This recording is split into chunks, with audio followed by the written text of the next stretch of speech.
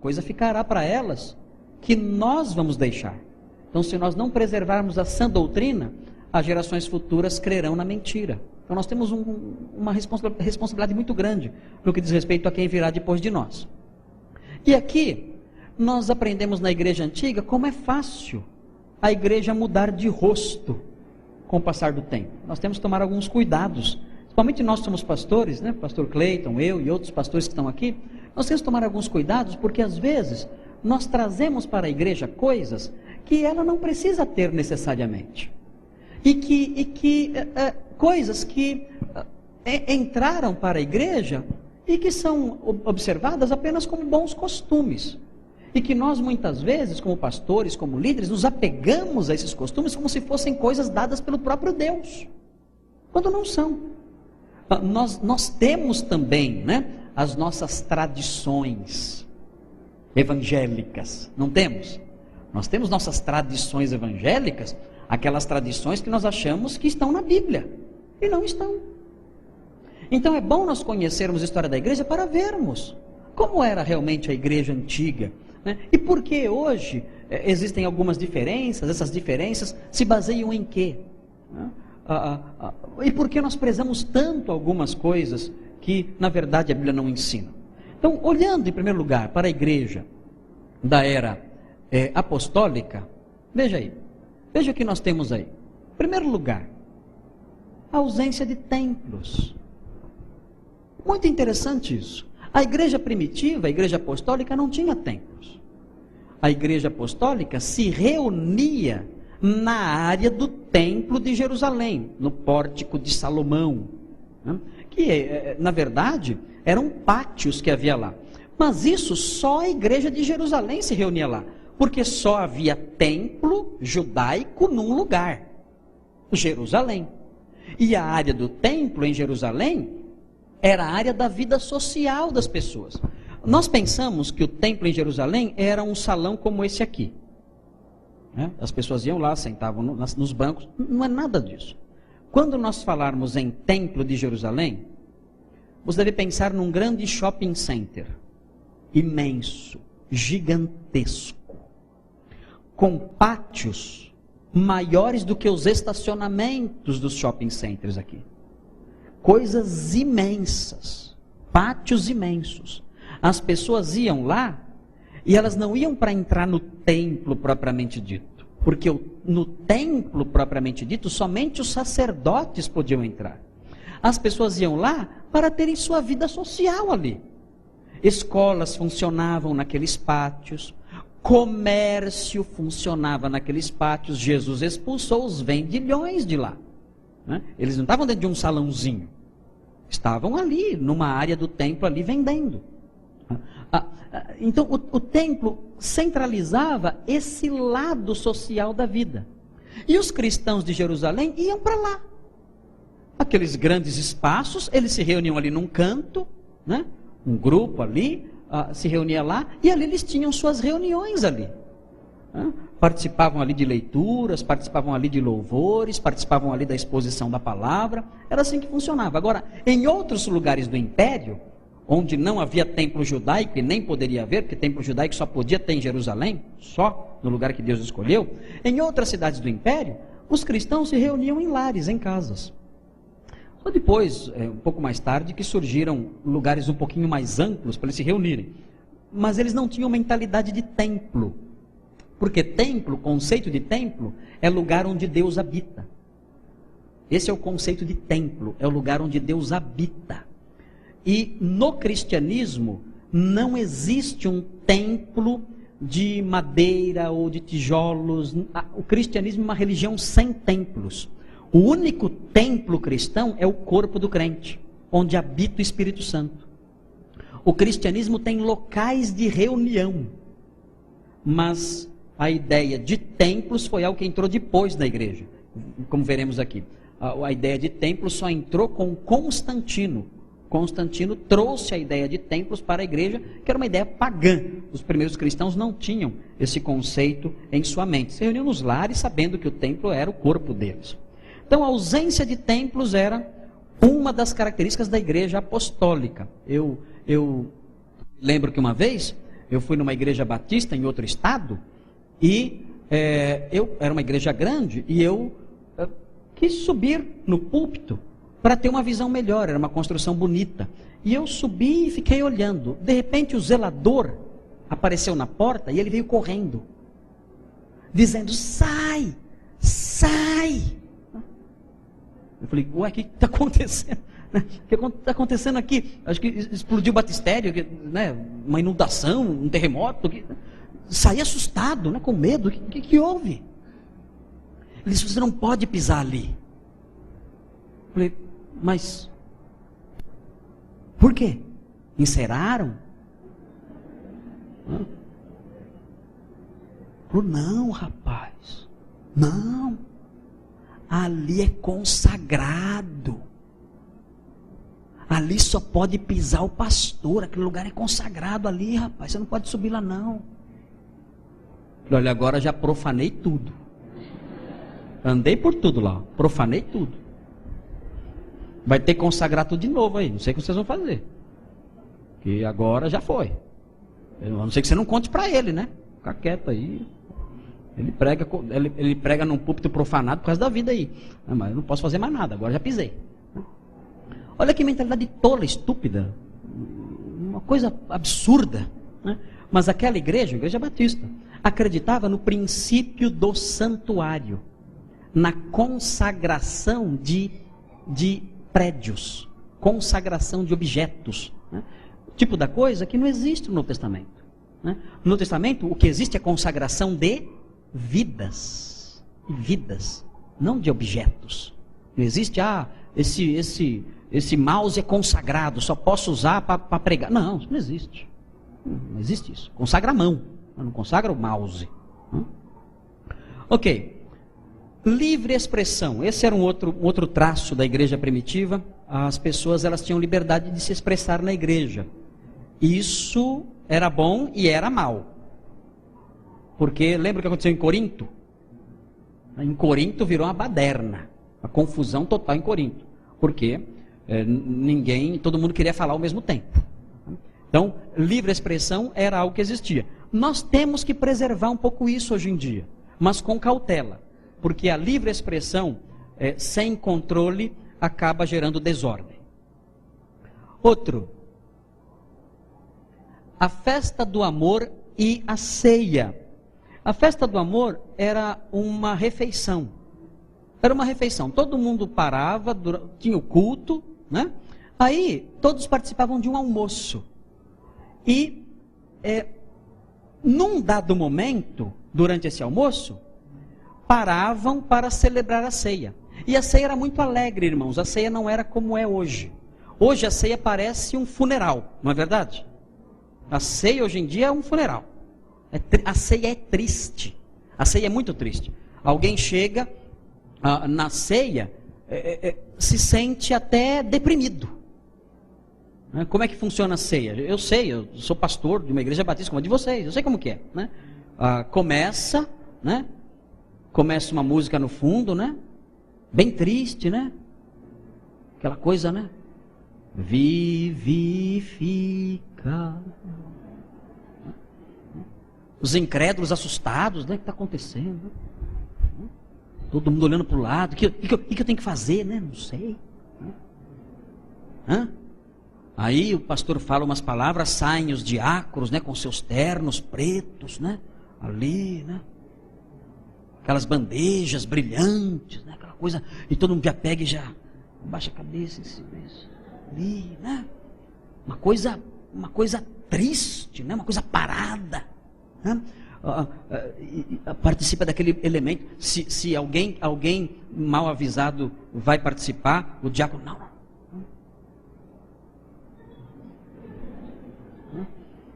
Proíbe, né?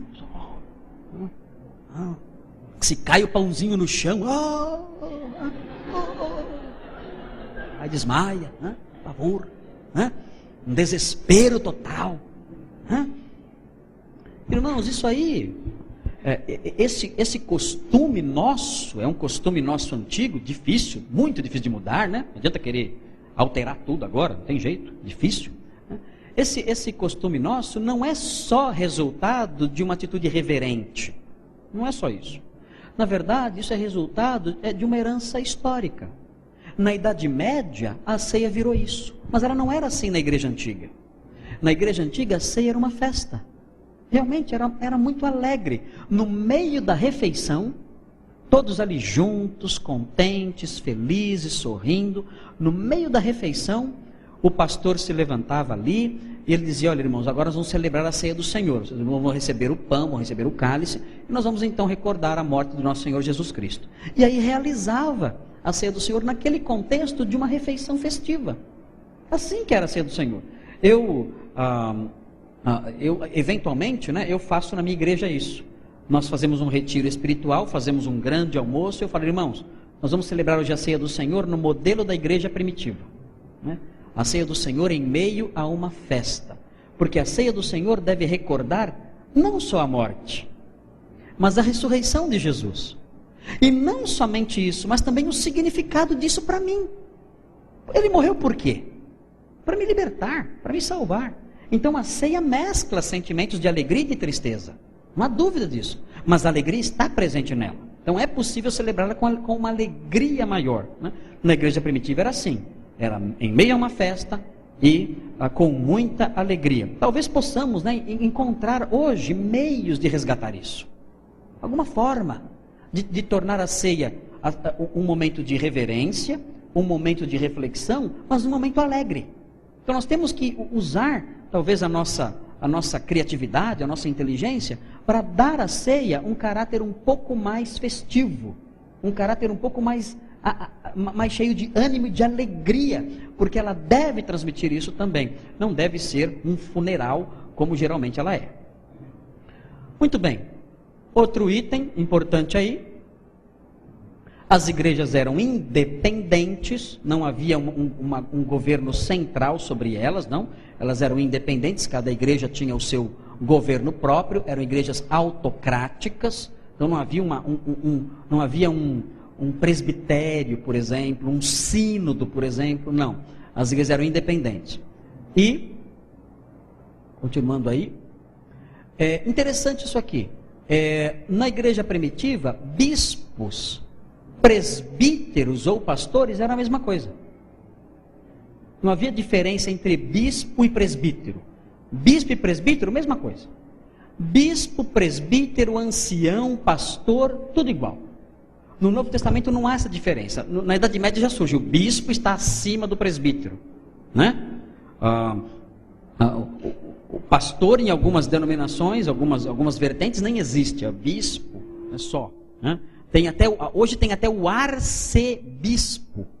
Arcebispo é o primeiro bispo, é o bispo acima do bispo. É o bispo principal. Na igreja primitiva isso não existia. Esses termos eram termos para designar a mesma função. Então, pastor é bispo, presbítero é bispo, ancião é bispo. Acho interessante, a igreja, a Congregação Cristã no Brasil, que é uma seita que se diz evangélica, eles falam assim: nós não temos pastor, nós temos ancião. É a mesma coisa que falar assim: eu não sou careca, eu sou calvo. É a mesma coisa falar isso. Porque no Novo Testamento, ancião, pastor, presbítero, bispo, é tudo a mesma coisa. A única diferença está no diácono. O diácono é outra função, diferente. O diácono era alguém que ajudava especialmente na área social. Depois ele cresceu um pouquinho na sua função e se tornou um oficial da igreja. Mas a única divisão que havia era essa, em termos funcionais. O bispo, ou pastor, ou presbítero, como queiram, e o diácono, era assim que funcionava. Não tinha essa hierarquia toda que há hoje em dia nas diversas igrejas por aí. E uma figura interessante que há na igreja apostólica é a figura dos evangelistas itinerantes. Eram pessoas que saíam com uma carta de recomendação e chegava numa cidade com uma carta dizendo: olha, eu sou evangelista, eu vim de tal cidade e eu precisava de um apoio de vocês. Então aquela igreja recebia aquele irmão por 3 dias. Ajudava ele a continuar a sua viagem, dava uma oferta e ele continuava seguindo viagem. Então, quando o autor de Hebreus escreve assim, olha, não negligencieis a hospitalidade, porque alguns sem o saber hospedaram anjos, não é que alguma pessoa recebeu um ser espiritual em casa sem saber, né? Apareceu lá um anjo com uma capa para esconder a asa, né? Disfarçado ali, né? E aí, tem almoço aí para mim e tal? Não, vai embora. O cara não sabia, né? Dispensou um anjão aqui. Não é nada disso, né? Ele está falando de pessoas que sem saber negaram hospitalidade para mensageiros itinerantes. A palavra anjo significa mensageiro. E algumas pessoas sem saber negaram, ofereceram hospitalidade sem saber para pessoas que eram evangelistas. E talvez não tenham sido bons anfitriões por não saberem que eram evangelistas itinerantes. Então, essa figura era muito comum na antiguidade. Hoje em dia é difícil, né? Hoje em dia chega alguém dizendo, olha, eu sou evangelista, dá para você deixar eu ficar na sua casa 3 dias? É meio arriscado, né? Hoje já não dá, né? Já não dá para ter essa confiança toda. Então essa era a igreja apostólica, alguns traços principais. Esses evangelistas itinerantes fizeram a igreja crescer muito. Aliás, o cristianismo cresceu mais por causa dele do que por causa de outra coisa qualquer. Era muito comum esses evangelistas saírem por aí afora pregando, anunciando a verdade, anunciando a palavra de Deus. E a igreja deve muito a essas pessoas que dedicavam seu tempo exclusivamente a isso. Não temos os nomes deles, né? Não temos. Eles são cristãos anônimos. E depois? O que acontece depois? Aí vem a era pré-Constantino e pós-apostólica. Continua a ausência de templos. Existiam, claro, salões de reuniões, né? O mais antigo deles, que se tem notícia, é um salão encontrado na região da Mesopotâmia, em Dura Europos, um salão relativamente grande, que abrigava pelo menos 100 e poucas pessoas. Então, ali era o lugar de reunião dos cristãos ali, por esse tempo. Mas continua a ausência do princípio do santuário. Depois, é interessante notar na era pré-Constantino uma tendência ao ascetismo.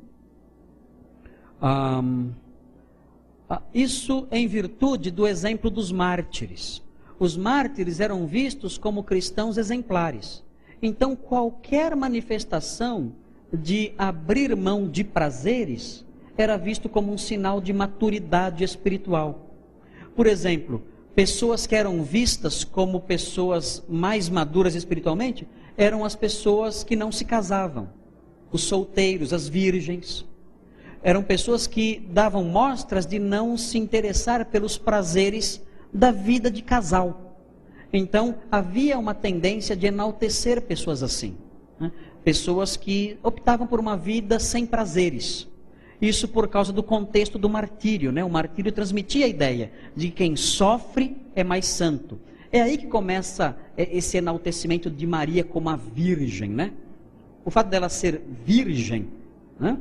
A Bíblia fala que Jesus nasceu de uma virgem. Nós sabemos que depois ela se casou com José, teve filhos com ele, nós sabemos disso, né? Ela casada teve filhos, foi uma mulher normal. Mas houve um apego muito grande a esse lado da virgindade de Maria e a afirmação da sua virgindade perpétua, que é antibíblico. A Bíblia não ensina isso, que Maria teve uma virgindade perpétua. Ela se casou e teve outros filhos também. Mas nessa época há uma tendência a isso. O sofrimento como evidência de maturidade espiritual. E isso é falso, isso não é verdade.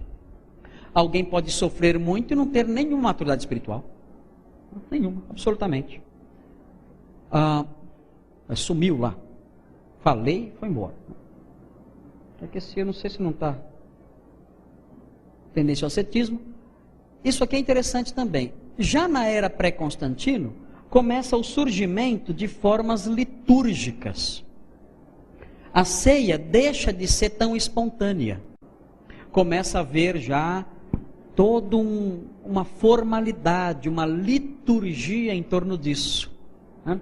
Por que isso aconteceu?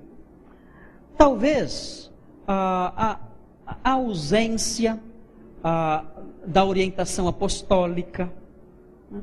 Talvez a presença de uma sociedade, a presença numa sociedade fortemente ritualística, porque o paganismo era fortemente ritualístico. Então, na mente das pessoas, aquela ideia, olha, a religião tem a ver com ritual. E aí, então, começam a se desenvolver formas ritualísticas na igreja também. Não era para ser assim, Jesus não instituiu assim. Mas a igreja começa a desenvolver alguns rituais. Outro fator que vem aí, presente também, é a crença na regeneração batismal. Mais uma vez, isso devido à ausência da presença dos apóstolos.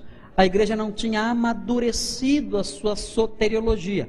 E sempre houve uma conexão muito grande entre conversão e batismo. Por quê? Porque na igreja primitiva, quando alguém se convertia, já logo em seguida era batizado. Era ato contínuo. Converteu, batizou. Então havia uma forte associação entre batismo e salvação.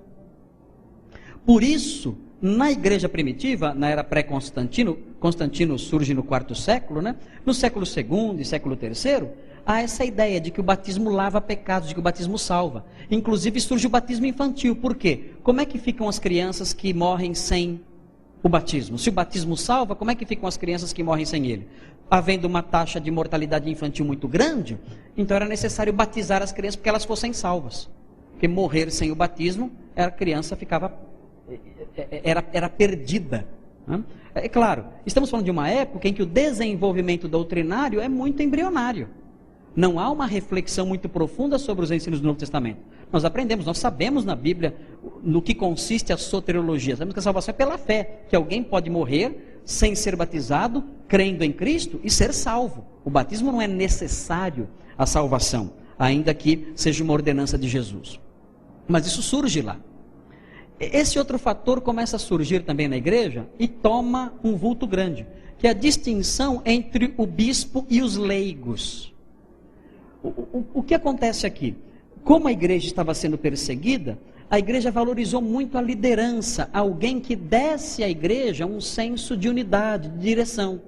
Então a figura do bispo começa a se tornar muito importante. O Novo Testamento também fala sobre a importância do bispo. Então a figura do bispo começa a centralizar algumas atividades que necessariamente a palavra de Deus não coloca nas mãos do bispo. Por exemplo, quem pode batizar alguém? Quem pode batizar um crente?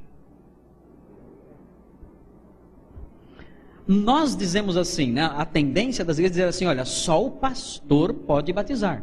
Mas isso é só um costume nosso. Porque não há na Sagrada Escritura nenhuma determinação dizendo que é o pastor, que é o bispo que pode batizar.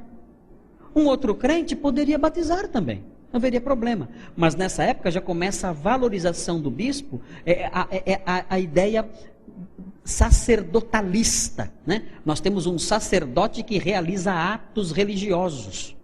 Então esse sacerdote, só ele pode realizar atos religiosos. Nós aprendemos na Bíblia que todo crente é um sacerdote, todo. Então não há que fazer essa distinção. Mas isso já começa, isso vem até hoje. Até hoje. É o pastor quem batiza, é o pastor quem dá a ceia. Nós nunca falamos assim, olha, o irmão poderia hoje, o irmão distribuir a ceia? O irmão poderia hoje realizar a ceia? Nós nunca fazemos isso. Por quê? Temos um costume que vem desde aquela época. Mas esse costume não está exigido na palavra de Deus. Pode até ser um bom costume, né, para manter aí a ordem, ter alguém sempre responsável por aquilo, mas não é uma determinação bíblica. Eu lembro que uma vez eu não pude chegar na minha igreja, por causa de um acidente automobilístico que teve na estrada que eu pego para ir até lá, e eu telefonei dizendo, olha, era dia de ceia. Eu disse, olha, peçam para o irmão fulano ministrar a ceia. Oi, pastor, mas ele não é ordenado. Eu falei, olha, expliquem para a igreja que ainda que não seja o nosso costume, não é não é correto deixar de observar uma ordenança para preservar um costume. Nós temos que observar a ordenança, mesmo que isso implique em sacrificar o costume. Eu não posso chegar aí, não vou chegar a tempo, vou chegar muito tarde. Fale, explique isso para a igreja, diga isso para a igreja e peça para o irmão fazer a ministração da ceia do Senhor, porque não é antibíblico, é contra os nossos costumes, mas não é antibíblico. E aquele irmão realizou aquilo, depois nós explicamos para a igreja tudo mais, essa questão, mas vejam, os irmãos assustaram, mas como pode? Aquele irmão não é pastor. Né? São costumes que nós temos que vêm dessa época e que não são costumes estipulados pela palavra de Deus. Veja aí o início da crença na função sacerdotal do bispo, né? Aquela ideia de que a oração do pastor, do bispo tem mais poder. Né? Nós não temos no meio batista, por exemplo, a bênção apostólica. Não temos? Quem pode impetrar a bênção apostólica? Você pode. Você pode vir aqui à frente, levantar a mão e falar assim: e agora, que a graça de nosso Senhor Jesus Cristo... Você pode fazer isso? Você pode?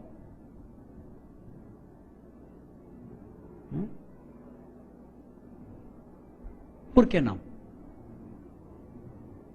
Por que não? Um costume que nós temos. Porque na Sagrada Escritura, qualquer crente é um sacerdote. Aliás, bênção apostólica não é nenhuma atribuição pastoral na Bíblia, nem existe isso. Nós temos na Bíblia a bênção apostólica como um versículo bíblico que aparece ali, uma oração que o apóstolo Paulo faz pelas pessoas a quem ele escreve. Mas nós não temos na Bíblia nenhuma orientação que o pastor deve chegar lá na frente, levantar a mão, impetrar a bênção apostólica. Não, isso nós não temos na Bíblia isso. É um costume que nós temos que é decorrente de uma visão sacerdotalista. Só o pastor pode. Eu lembro que uma vez um pastor foi ordenado, consagrado. Depois que ele foi consagrado, aí foram lá na frente e disseram: olha, agora nós vamos pedir para que ele venha aqui à frente e ele ele impetre a bênção apostólica. Quer dizer, agora ele pode. Isso é só costume da gente, só. Isso é resquício do catolicismo romano, né, que valoriza muito essa questão sacerdotalista, né, e que não é correto. Aliás, essa questão, né, da bênção apostólica, o que acontece algumas vezes é que a gente até cria algumas superstições, né? Eu lembro quando eu era garoto, quando o pastor fazia assim, né, eu tentava... né, pegar os fluidos lá, né, da mão do pastor lá, para ver se conseguia ser mais abençoado, né? Muito bem, mas isso tudo são coisas que vieram ao longo dos séculos e que foram desenvolvidas a partir dessa época, que não estavam presentes na igreja neotestamentária, e que nós somos, agora irmãos, devemos entender o seguinte: nós não somos pessoas soltas no espaço. Nós somos resultados de séculos e séculos de história. É o que nós somos. Né? Então nós não podemos jogar, nos livrar, nos desprender de séculos e séculos de história. Né? Quando nós detectamos coisas desse tipo, nós devemos refletir sobre elas, avaliar se elas são saudáveis ou se não são saudáveis, avaliar se vale a pena brigar por removê-las ou não. Temos que ter essa consciência, mas o que nós não podemos é elevá-las ao status de coisas intocáveis, de coisas sagradas. Do contrário, nós caímos no nosso catolicismo. Porque o catolicismo considera a tradição intocável, inerrante e infalível. E se nós tivermos tradições intocáveis, inerrantes e infalíveis, nós cairemos no mesmo erro do catolicismo romano, que eleva os seus costumes ao nível de autoridade divina. E isso é errado. Não podemos fazer isso. Agora, é claro, ninguém vai brigar, quebrar o pau por causa dessas coisas, né? São coisas que podem ser reconsideradas apenas com serenidade, né? Com maturidade e com a palavra de Deus em mãos. Muito bem. E nós temos a era Constantino. Né? A era Constantino é marcada, em primeiro lugar, pelo cesaropapismo. O que é isso? Cesaropapismo. César e Papa. Né? Ou seja, a autoridade na igreja é o César. Quem manda na igreja? César. Quem é o chefe da igreja? César. Hã? Essa foi uma marca. Quem convocou o concílio de Nicéia? Constantino. César. Ele convocou o concílio, ele é o chefe da igreja. E pior, Constantino dirigiu o concílio. Lá os 318 pastores lá, e ele dirigindo o concílio, ele presidiu o concílio. Ele era o chefe da igreja. Essa era uma ideia pagã. Porque no paganismo, o chefe da religião era o imperador. Agora, qual é a religião? O cristianismo. Quem é o chefe do cristianismo então? O imperador. A mentalidade pagã começa a entrar dentro da igreja agora. Nunca antes houve isso. Jesus separou. Dai a César o que é de César, a Deus o que é de Deus, está separado. Né? Mas agora nós temos a união das duas coisas. César mandando na igreja. Em outros países isso aconteceu também. Por exemplo, na Inglaterra, no século XVI, com Henrique VIII, Henrique VIII falou assim: olha, eu sou o chefe da igreja agora. Eu sou o chefe da igreja. Eu mando na igreja. E ele fundou a igreja anglicana. E o que é a igreja anglicana? É a igreja dos anglos, dos ingleses. E até hoje ela existe, claro. Está lá a igreja anglicana. Quem é o chefe da igreja anglicana? O rei. O rei é o chefe da igreja anglicana. Por que os batistas surgiram? Estava conversando com o irmão agora há pouco no intervalo aí. Por que os batistas surgiram? Porque eles disseram assim: olha, nós somos anglicanos, mas nós não queremos a sujeição da nossa igreja ao rei. A igreja tem que ser independente do Estado. Nós não cremos no cesaropapismo, na liderança política, na liderança do rei sobre a igreja. Aí surgiram então os puritanos independentes do Estado. Foram perseguidos? Foram. Correram até a Holanda, né? Se esconderam na Holanda, tiveram contato com os menonitas e os anabatistas e formaram, nessa mistura de anglicano fujão com anabatista e menonita, saiu o batista. Voltou para Londres, fundou a primeira igreja batista, né? Batizavam por aspersão, né? Depois de algum tempo começaram a batizar por imersão, né? E dali se espalharam para o mundo todo, né? Mas a igreja batista surgiu como uma revolta contra uma forma de cesaropapismo na Inglaterra. E o cesaropapismo teve aí a sua versão em Constantino. Outra coisa importante, fim das perseguições. As perseguições acabaram. E com o fim das perseguições, olha o que surge aqui, ó.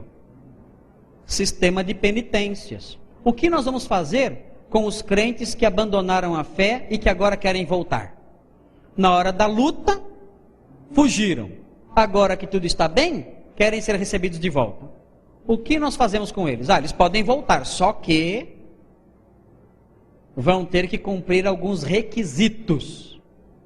E aí surge o sistema de penitências. Nós podemos cair nesse erro também, hein? As igrejas modernas podem cair nesse erro de criar seus sistemas de penitência. Você está perdoado, só que você não pode participar da ceia por 3 meses. De onde nós tiramos isso? Olha, você está perdoado, só que você... Isso é um sistema de penitências. Nós temos que tomar cuidado, claro, algumas medidas cautelares são necessárias muitas vezes, né? Mas temos que tomar cuidado para não condicionar o perdão a certas exigências que não são bíblicas. Temos que ser cautelosos, sim, com qualquer pessoa que se apresenta como arrependida, mas tomar cuidado para não condicionar o perdão que a Bíblia manda dar. Muito bem, outro item importante aqui na era Constantino.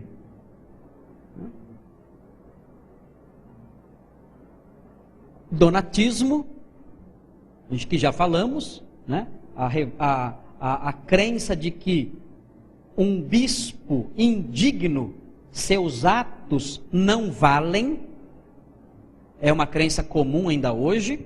Olha, a indignidade de um bispo torna inválidos os seus atos. Se ele batizou você e ele estava em pecado, o seu batismo não valeu.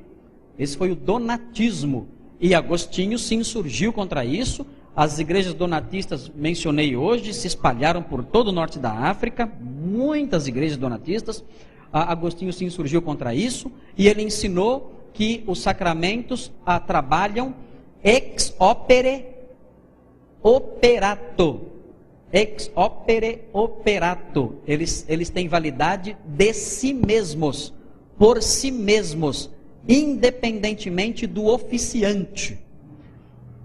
Qual foi o outro efeito da era Constantino? Declínio moral. Por quê? Agora todo mundo é crente. Será que a igreja melhorou sua qualidade ou piorou? Todo mundo é crente agora. É claro que piorou. Caiu muito a qualidade moral da igreja. Veja um outro item: a paganização. Agora começam os templos. Antes o templo era de Júpiter. Tira a placa aí, templo de Júpiter, coloca a igreja batista. Pronto, mudou. Mudou. Mas aqui não era o templo de Júpiter? Era, mas agora é a igreja de Santa Maria. Mudou. Templo de Apolo. Não é mais templo de Apolo, agora é templo de Pedro. Né? Templo de igreja de São Pedro. Mas era templo de Apolo ontem, não, mudou. E transmitiu-se essa ideia de templo para a igreja. Incenso, uso de incenso. A igreja nunca usou incenso. Hoje você vai numa igreja católica, você vê uma missa com uso de incenso. Eu não sei se no Brasil isso é muito comum, mas na Europa, os sacerdotes usam incenso. Eles entram na igreja com um séquito enorme, trazendo uma, né? Oi? Turíbulo, né? E vão levando aquilo, e aquilo vai enchendo o ambiente com aquele perfume. O que é isso? De onde tiraram isso na Bíblia? Não existe. Isso é um costume pagão. Isso entrou para a igreja e é praticado até hoje. Né? E tudo isso querendo dar ao culto uma natureza de grandeza, né? Um grande evento está acontecendo. A simplicidade do culto desapareceu. Né? A gente assiste uma missa numa catedral qualquer, nós vemos que ela é cheia de ostentação, de grandeza, aquela coisa majestosa, né? E aparatos e vestes especiais. A igreja não era assim. A igreja era um grupo de pessoas reunidas em casas. Né? O pastor não era aquele homem usando aquelas vestes todas, não. Era um homem normal. Né? Mas tudo isso se perdeu já na era de Constantino. Tudo que era pagão se cristianizou. Então o sacerdote pagão usava vestes, então o bispo vai usar vestes também. E começa a usar. A reforma acabou com tudo isso. Os reformados, os protestantes, não usavam vestes especiais. Não usavam isso. Veneração de santos. Né? Tudo isso começou nessa época pós-Constantino. Começaram a surgir rumores, né? De que algumas sepulturas de mártires realizavam milagres. E aí começam peregrinações, tudo isso começa a acontecer já muito cedo na igreja cristã. Né? Um outro efeito da era Constantino foi o monasticismo. O monasticismo ocorreu como um protesto. Por que protesto? Os crentes, aqueles que eram mais sérios no cristianismo, disseram: olha, a igreja está muito corrompida, não dá para ficar mais nela. Então vamos nos isolar. Não dá para ficar mais na igreja. A igreja está muito corrompida, está paganizada, está mundanizada, secularizada. Vamos embora da igreja. E se isolaram. Não foi uma decisão acertada. Porque talvez se eles tivessem ficado na igreja, teriam preservado mais a igreja. Mas eles foram embora. É o que muitos crentes fazem às vezes, né? A igreja está com problemas, vai embora. E aí é ruim, porque eram as pessoas que poderiam ajudar a mudar. Mas fazem o contrário, vão embora e falam: não, eu vou embora, vou para o deserto, e não volta mais. Né? Os monges foram isso. A palavra mônacos, de monge, né? Monge, mônacos, significa solitário, sozinho. Mono é um. E surgiram então os monges. A princípio, os monges eram anacoretas. O que é um monge anacoreta? Anacoreta é o monge solitário. O que o monge anacoreta fazia? O monge anacoreta ia para o deserto e ficava lá sozinho, isolado ali. Alguns ficavam em cavernas, comiam mal, adoeciam, tinham alucinações. Uma das práticas que os monges anacoretas faziam era serem homens da estaca. Homens da estaca. Estaca em grego é estilos. Então surgiam os estilitas. Não é estilista, não. Né? Estilista é quem cuida de moda, essas coisas aí, né? É estilita. O estilita, ele subia numa estaca e ficava lá, 20 anos, lá em cima. Aquela estaca é imensa, tá vendo essa parede aqui? Ele ficava lá no alto, sentado lá. Como pode isso? Como é que não caía? Como é que ele comia? Como é que ele tomava banho? Não tomava banho, não tinha isso. Ficava lá. Para quê? Para se isolar do mundo e desenvolver algum grau de santidade. Simão, é chamado de São Simão, o estilita. Ele subiu na estaca e ficou lá anos e anos. As pessoas passavam, né? Davam comida para ele, ele comia tudo. E começou a dar bicho nele. Ele não tomava banho, começou a sair bicho. É bicho pelo corpo. Ele comia os bichos. Comia. Na hora da fome, falava, bom, esse bicho aqui vai... Esse é pro jantar. Parava lá. Ficava lá o bicho. Né? Na hora da fome, começava a procurar, né? Vamos ver o que tem na geladeira hoje. Era assim que funcionava. Né? Uma coisa horrível, né? Mas isso aconteceu na história da igreja, acredite se quiser. Né? Havia, por exemplo, os boscos. Os boscos já têm um gosto melhor, eles comiam capim. Eram monges que comiam capim. Né? Outros ficavam nus, andando pelo deserto nus. Né? Por exemplo, o deserto do Sinai encheu de monges. Né? E o que é engraçado é que a igreja, vindo do paganismo, sem nenhuma orientação, achava que esses homens tinham algum grau de santidade, que eles realizavam milagres, e corriam atrás deles, eles querendo ficar sozinhos, né? O povo corria atrás, eles, não, né? Eles tinham problemas sérios, talvez por não dormir, não comer direito, eles tinham alucinações, lutavam com o demônio, viviam todos machucados, feridos. Teve um chamado Macário. Macário significa feliz, mas esse não fez jus ao nome, não. Né? Ele foi picado por um mosquito, ele matou o mosquito.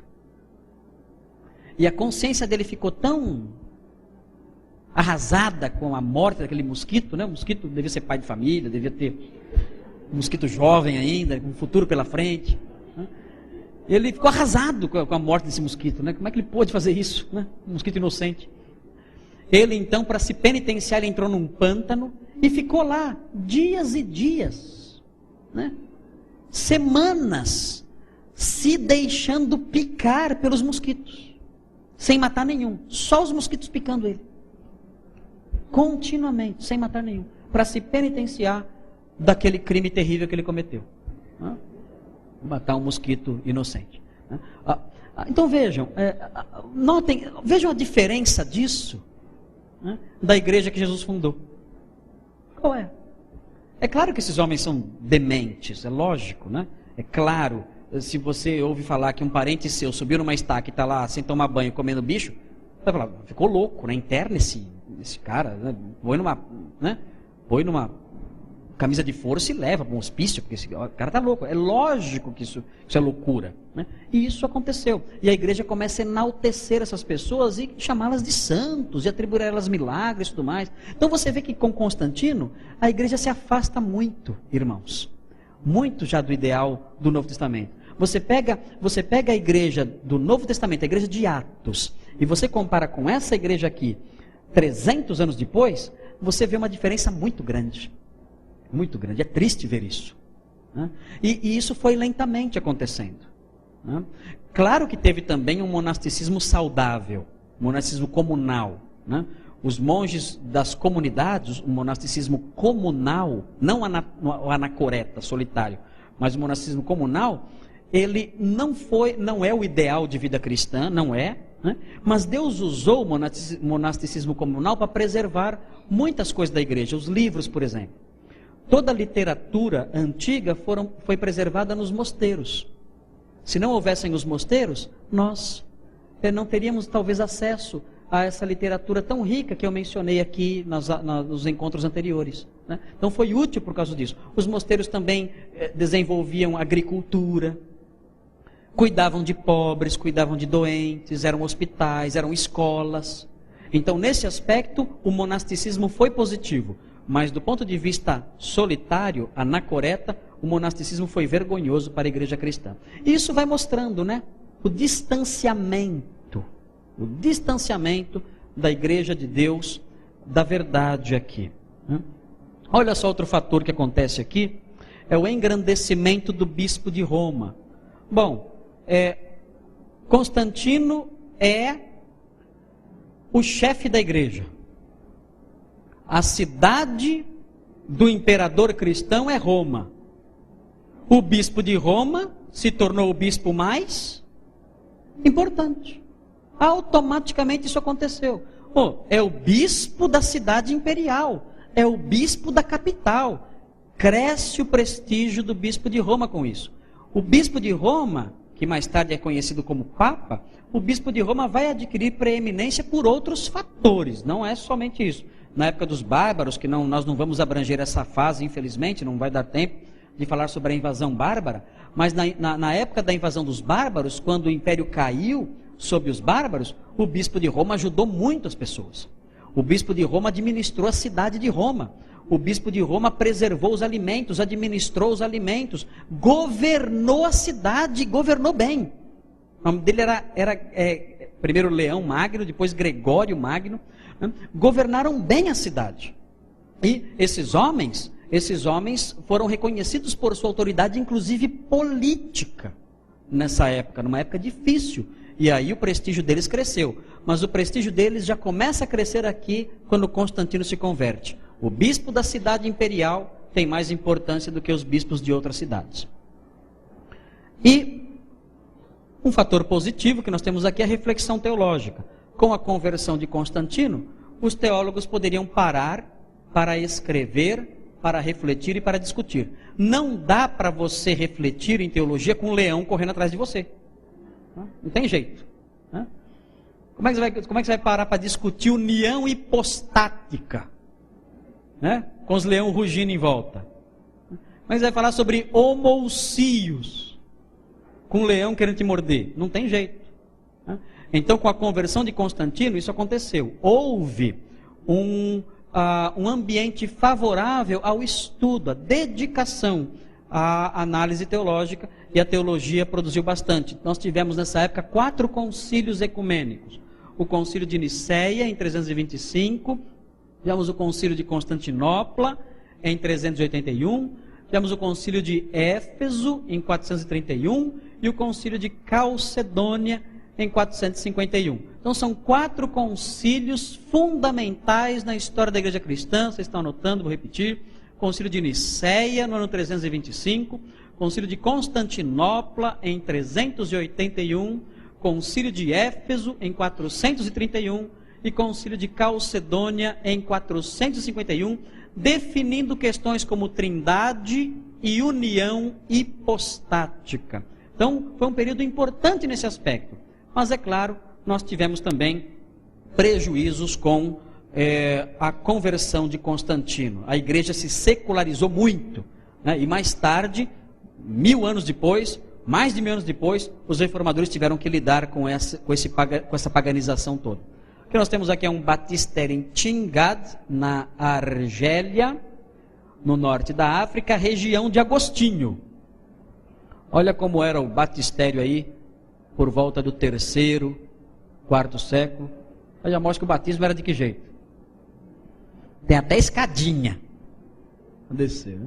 Batismo por imersão, né? Tem escadinha também? Okay.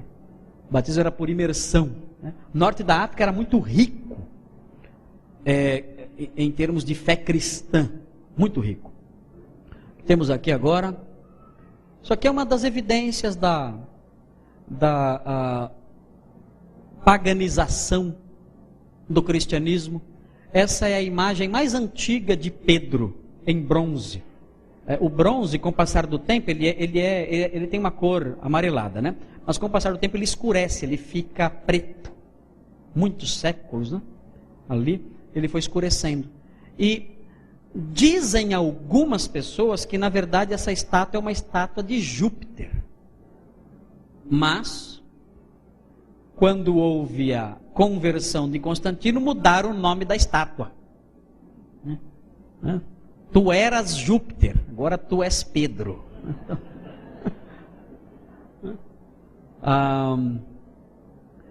E a veneração dessa estátua é algo assustador. Se você olhar, olha o pé daquela estátua. Está vendo o pé da estátua? Olhe o pé esquerdo da estátua. Está vendo o pé esquerdo? O pé esquerdo tem dedo, não tem? Já o pé direito parece estar de meia ou de bota. O que aconteceu com o pé direito dele? Eu vou explicar o que aconteceu com o pé de Pedro. Ao longo dos séculos, milhares, centenas de milhares, milhões de peregrinos, todo dia, manhã e tarde, continuamente, sem cessar, filas e filas e filas incessantes, vão lá, né, na frente da estátua, beija a estátua, o pé da meia, e sai. Aí vem o de trás. O que ele faz? Limpa o guspe.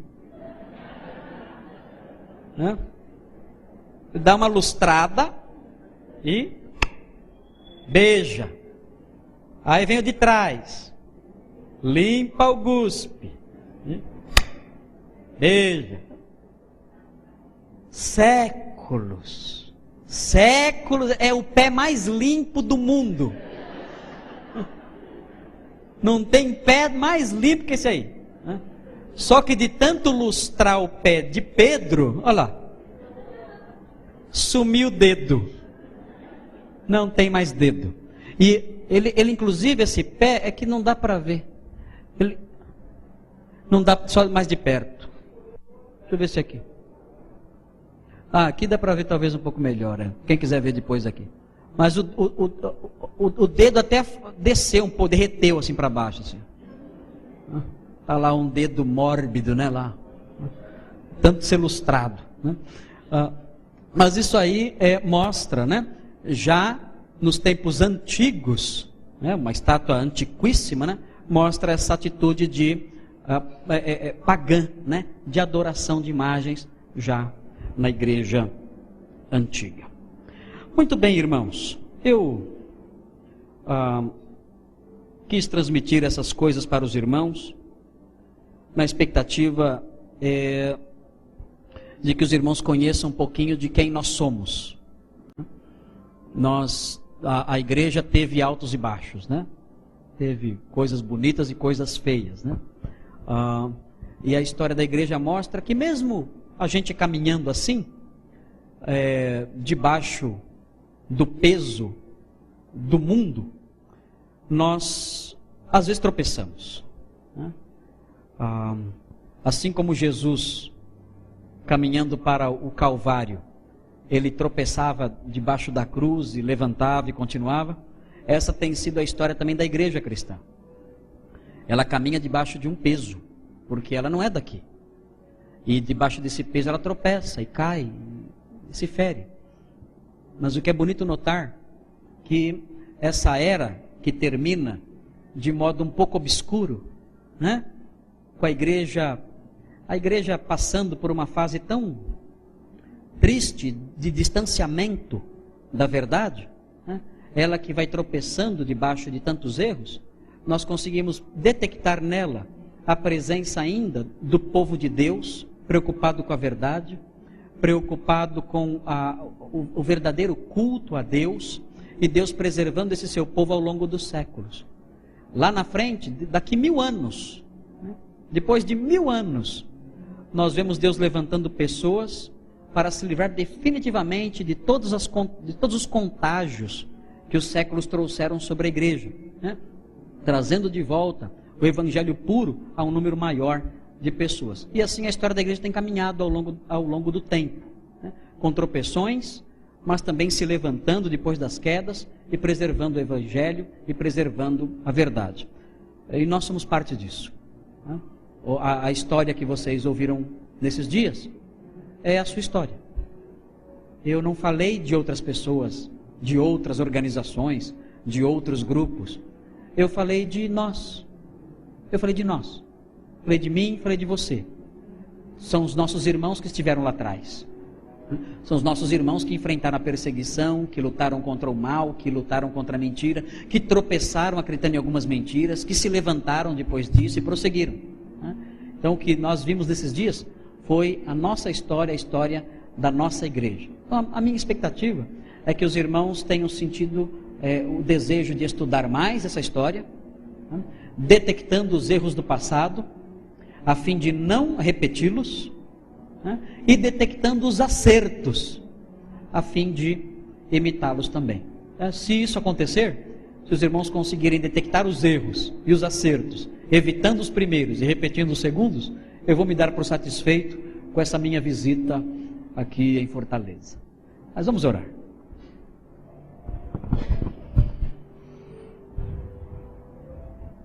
Senhor Deus, obrigado porque ao longo dos séculos o seu Espírito não adormeceu.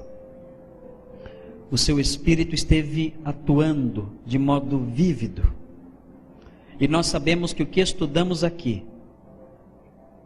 é nada mais, nada menos do que os atos do seu Espírito no seu povo, buscando os homens perdidos, dirigindo a história e reservando para o Senhor um povo exclusivamente seu.